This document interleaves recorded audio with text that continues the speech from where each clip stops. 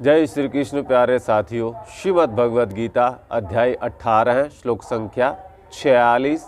भगवान श्री कृष्ण कहते हैं, यतः प्रवृत्तिर्भूतानां येन सर्वमिदं ततं स्वकर्मणा तम अभ्यर्च्य सिद्धिं विन्दति मानवः।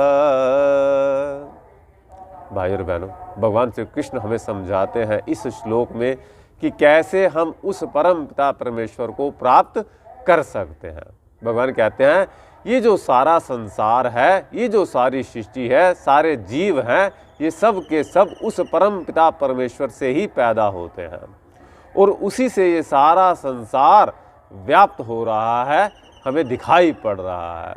उस परमेश्वर के हम अपने स्वाभाविक कर्मों के द्वारा पूजा करके उस परम सिद्धि को प्राप्त कर सकते हैं। स्वाभाविक पूजा का अर्थ है साथियों, हम अपने नेचुरल कार्यों में हम उसकी उस उपस्थिति का एहसास करते हुए अपने उन कार्यों को करें। जैसे साथियों, ये जो हमारी नदियां हैं, इतनी पवित्र नदियां जिन्हें कहा जाता है, गंगा है, यमुना है, इन नदियों की हम पूजा ना करें तो शायद कोई बड़ी बात नहीं, कोई इससे अति नुकसान नहीं होगा। पर मेन बात क्या है, हम इन नदियों को गंदा ना करें, इन नदियों को पोल्यूटेड ना करें।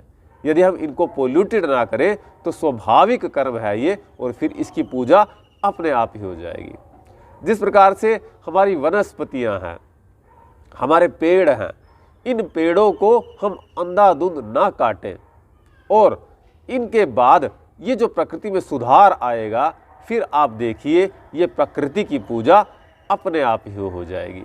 तो भगवान कहते हैं, ये जो हमारे स्वाभाविक कर्म है, इन सारे स्वाभाविक कर्मों को जब हम ठीक प्रकार से करने लगेंगे तो ये परमेश्वर की पूजा होगी। और उस परमेश्वर की पूजा का अर्थ है, ये जो सारी की सारी सृष्टि है, इस सारी सृष्टि में जो जीवधारी हैं, उन सब को जीने का समान अवसर मिलेगा। सब एक दूसरे के साथ अटैच है, गुथे हुए हैं।